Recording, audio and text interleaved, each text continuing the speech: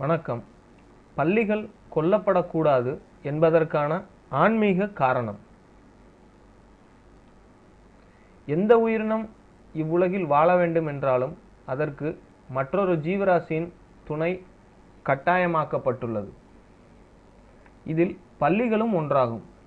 இது கொல்லப்படக்கூடாத உயிரினமாக நம் கலாச்சாரத்தில் வரையறுக்கப்பட்டுள்ளது. கடவுள் மனிதர்களோடு உரையாட பல வழிகளை கொண்டுள்ளார் என்று நமது புராணங்களில் கூறப்பட்டுள்ளது. அதில் பள்ளியும் ஒன்றென கூறப்படுகிறது.